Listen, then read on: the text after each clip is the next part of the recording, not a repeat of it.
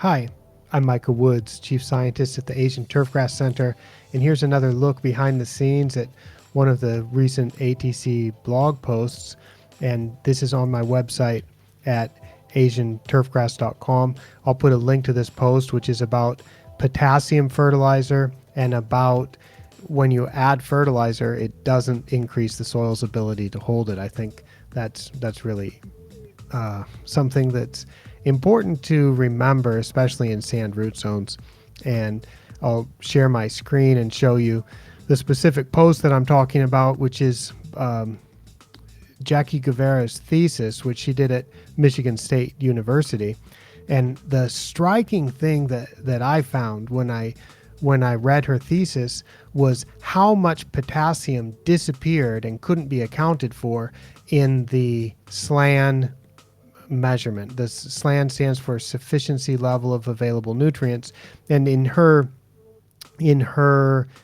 thesis experiment, she was applying nutrients to turf and using soil tests to find out how much should be applied, and using either MLSN or SLAN, or just ignoring soil tests and applying only nitrogen with no phosphorus or potassium whatsoever.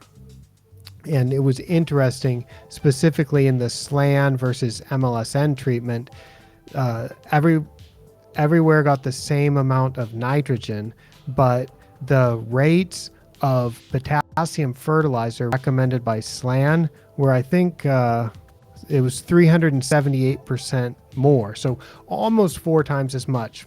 3.78 times as much potassium fertilizer was recommended by SLAN compared to MLSN method. And so that's the amount that was applied. 378% more potassium was applied to the SLAN treatment. There was no difference in turfgrass quality, but you might think like, okay, that's okay because that potassium is just going to be stored in the soil for the plants to use later. But that's not the way it works, at least in a typical sand root zone, because what happened in Jackie's experiment is that at the end of the experiment, there was no difference in potassium in the soil either. So the potassium applied had not had an effect on improving turfgrass performance. All that extra potassium, it didn't hurt the turf, it didn't help it, it had no measurable effect.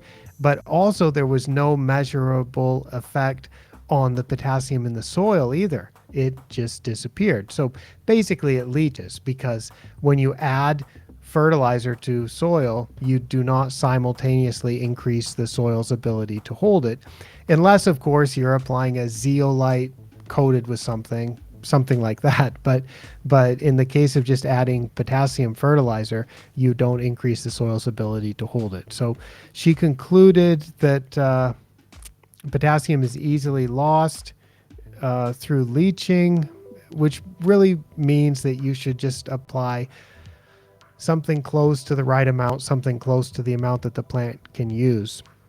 And I think it's really interesting.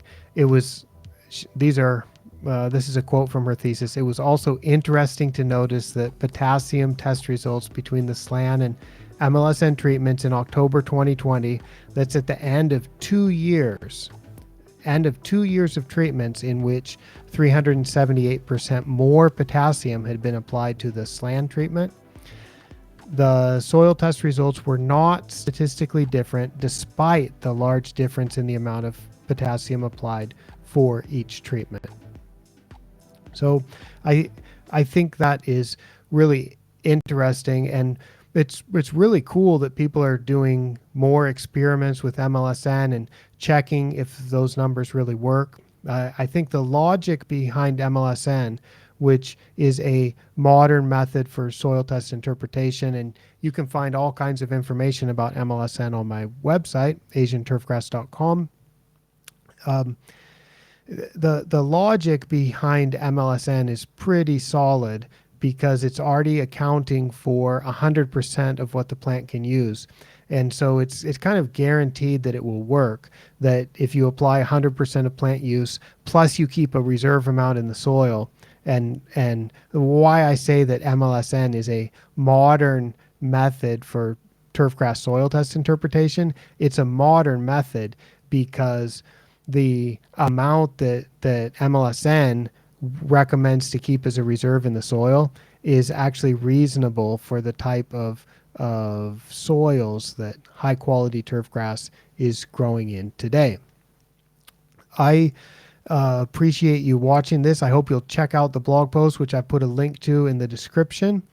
And I will do some more of these and introduce some more of the behind the scenes, a little bit more of the highlights of some of my blog posts here on the Asian Turfgrass website. Thank you for watching.